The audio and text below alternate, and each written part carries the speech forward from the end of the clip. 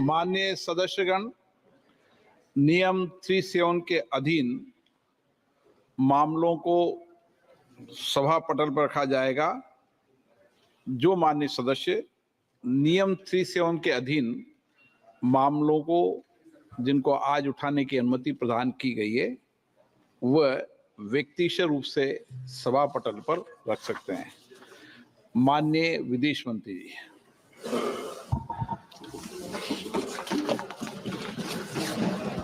Honorable Speaker, sir, I rise to apprise the House of some recent developments in the India-China border areas and their implications for our overall bilateral relations.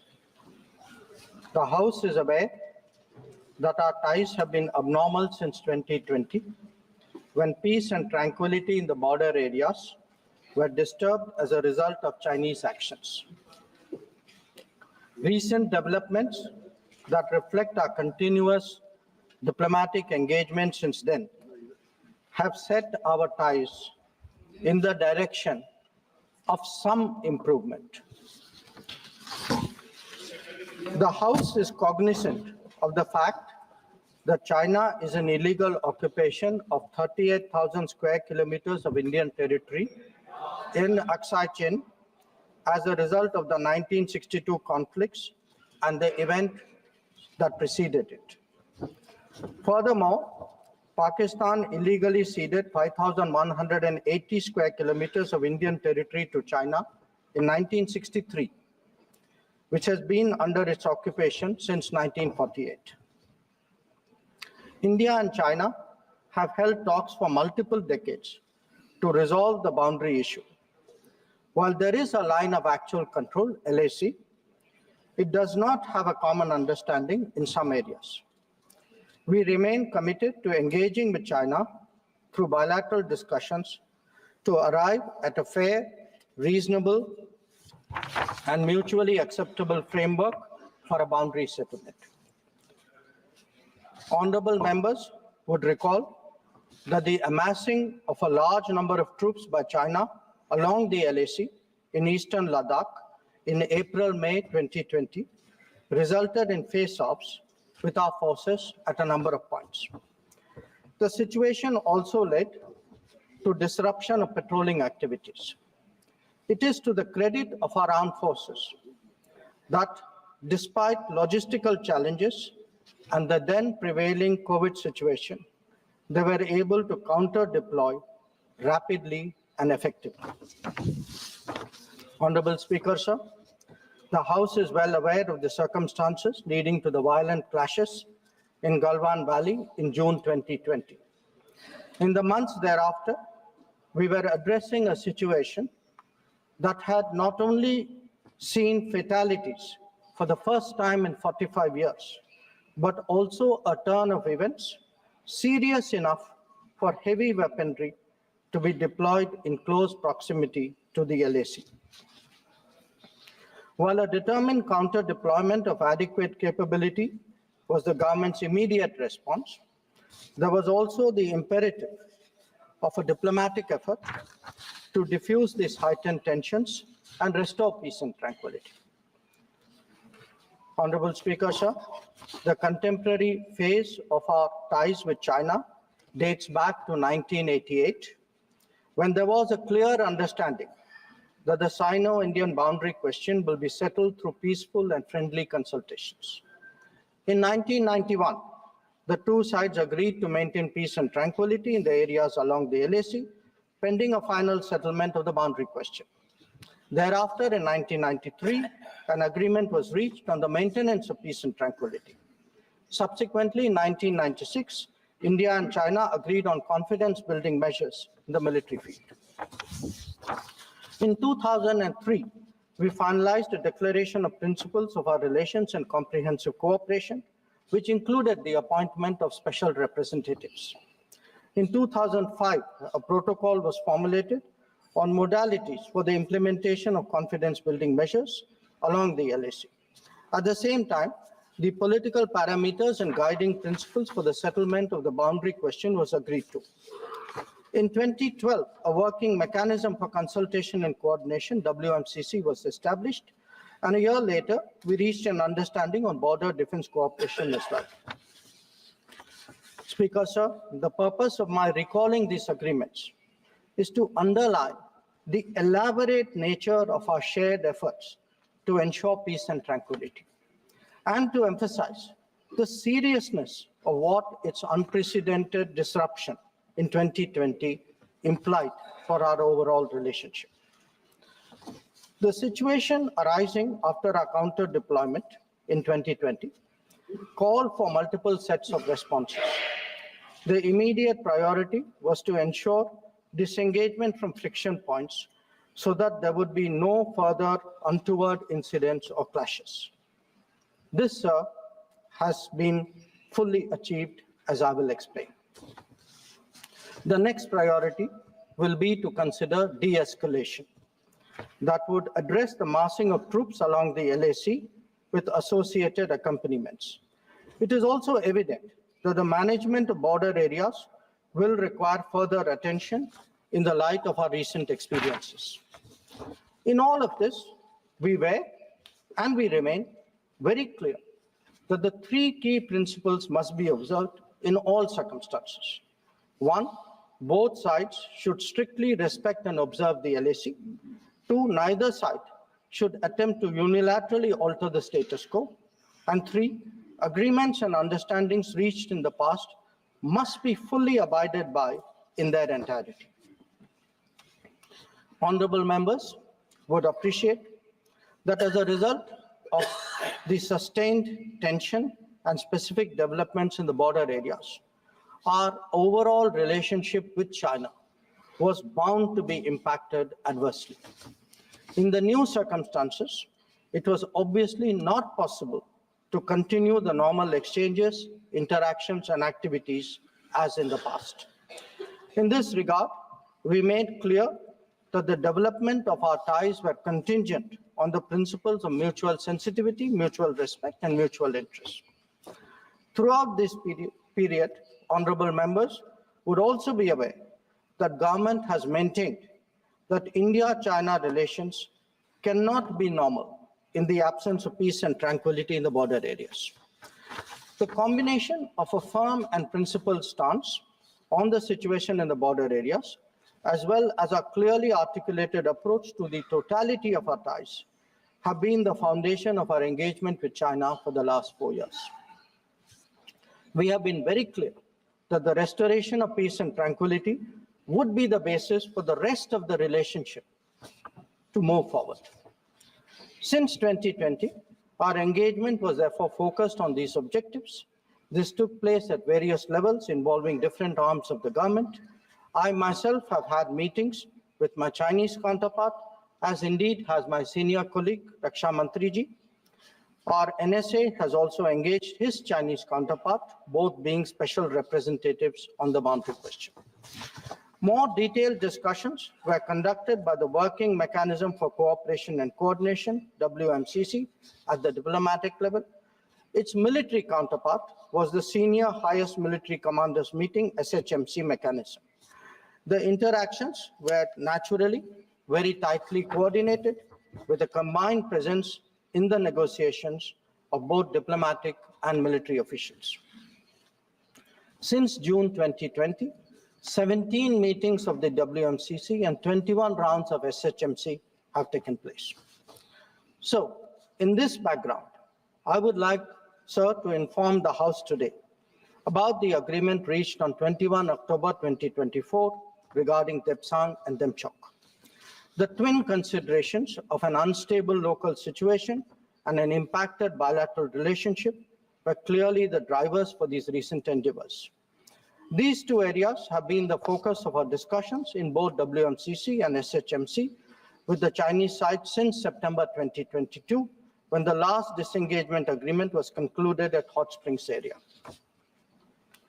In the lead up to the October 21 agreement, I had discussed both the specific disengagement issue as well as the larger relationship with my Chinese counterpart in Astana on 4 July and Vientiane on 25 July. Our national security advisors ours and the Chinese met in St. Petersburg on 12th September. And the problem in these two areas pertain primarily to obstructions of our long-standing patrolling activity. In Demchok, there was also the question of access by our nomadic population to traditional grazing grounds, as well to sites of significance to the local people. As a result of this recent understanding, arrived at, after intensive negotiations, resumption of patrolling to the traditional areas is underway. It was initially tested by sending out patrols for verification of disengagement on the ground and is being followed up by regular activities as per the agreed understanding. Following the October 21 understanding, Prime Minister and President Xi Jinping had a meeting on the sidelines of the BRICS summit in Kazan on October 23. They welcomed the understanding and directed the foreign ministers to meet and stabilize and rebuild the relationship. The special representatives are also to oversee the management of peace and tranquility, besides exploring a fair, reasonable, and mutually acceptable solution to the boundary question. In pursuance of that, I recently held discussions with Foreign Minister Wang Yi again on the sidelines of the G20 summit in Rio de Janeiro on November 18th. Raksha Mantriji has also met the Chinese Defense Minister Dong Jun at the ASEAN Defense Minister ADMM Plus meeting in Vientiane on November 20. The two ministers discussed progress on the recent agreement on disengagement, the need to address de-escalation, and the requirement of strengthening confidence-building measures. They agreed on the importance of continuing meetings and consultations at various levels. So, the House will remember that on October 21, the House will remember that the October 21 agreement is the latest in the series of an understanding in regard to the resolution of the situation at various friction points in eastern Ladakh.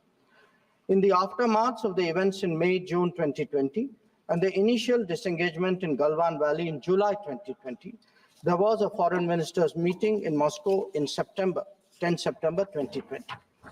The government's position at that time was that the immediate task was to ensure comprehensive disengagement of troops in all the friction areas. It was emphasized that the large concentration of troops along the LAC was not in accordance with the 1993 and 1996 agreements. The Indian side, it was made clear, would not countenance any attempts to change the status quo unilaterally. We also expected that all agreements and protocols pertaining to the management of the border areas would be scrupulously followed. Sir, through you, I would like to inform the House that disengagement has been achieved in full in eastern Ladakh through a step-by-step process, culminating in Depsang and Demchok. With the task of disengagement completed, it is now our expectation that discussions would commence with regard to the remaining issues that we have placed on the agenda. For the benefit of honorable members, I would also flag to your attention previous positions articulated by the government in Parliament on this issue. On 15th of September 2020, Raksha Mantriji had made a detailed statement on Chinese attempts to transgress the LAC and the appropriate response given by our armed forces. On the 11th of February 2021, Raksha Mantri had again briefed the House about our disengagement agreement in the north and south banks of the Pangong Lake. Thereafter, in August of 2021, a third phase of disengagement took place in the area of Gogra, whereby troops would henceforth be in their respective bases. The next step took place in September 2022, pertaining to the Hot Springs area. Again, forward deployments ceased in a phased, coordinated, and verified manner, resulting in the return of troops to their respective areas. The most recent agreement, the October 21 agreement, comes in the wake of the earlier ones. It completes the first phase of what we had agreed to in Moscow in September 2020. As members are aware, there is a long history of frictions, transgressions, and face-offs in several sectors of the India-China border. This goes back to Barahoti from 1954, to Longju in 1959, to Sumdurongchu from 1986-1995, and Depsang in 2013, amongst others.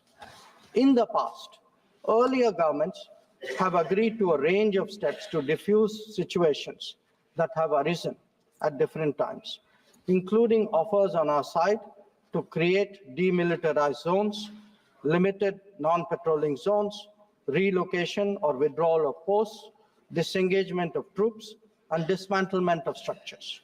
Different locations have seen different solutions being examined.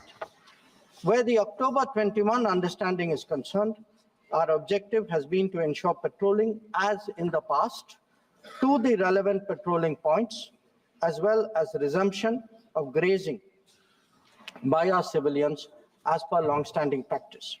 This is indeed what we have agreed upon in regard to Depsang and Demchok.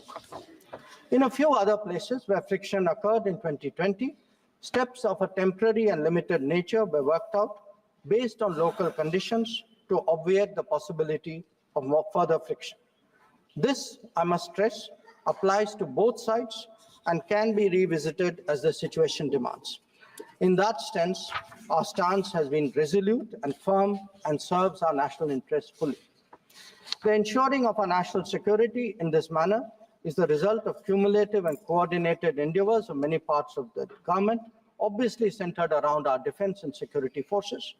The competence and professionalism of our services in this period was displayed in our speedy and effective counter-deployment.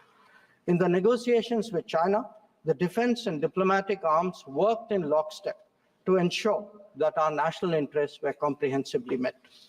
So, in that context, the House would also recognize that there has been a significant improvement in the border infrastructure, which has made such effective counter-deployment possible. This is reflected, amongst others, in the increase of border infrastructure allocations in the last decade. The Border Roads Organization, BRO, alone has incurred 3 times the expenditure level of what it was a decade ago. Whether it is the length of the road networks, of the bridges, or the number of tunnels, there has been a substantial increase over the earlier period. Notable milestones in recent years include the Atal Tunnel to Lahul Spiti, the Sela and the Nechifu tunnels to Tawang, the Umlingla Pass Road in southern Ladakh, and the extended opening of the Zojila axis. The work is progressing on some strategically important roads and airfields in Ladakh. The adoption of new technologies in high altitude, remote, inaccessible, and permafrost areas has also been significant.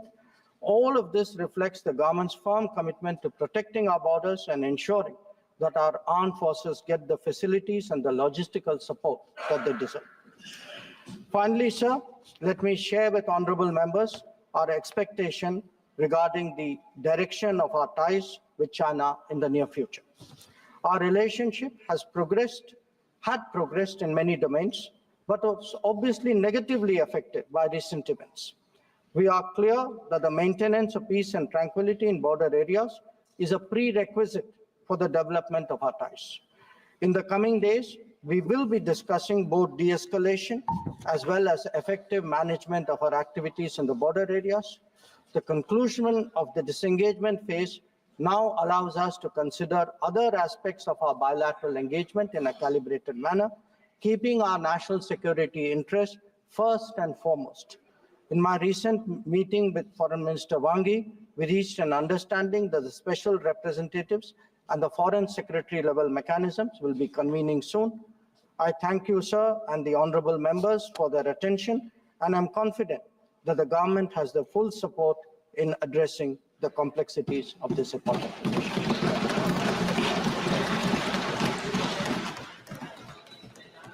इसमें discussion नहीं होता जी। Number 14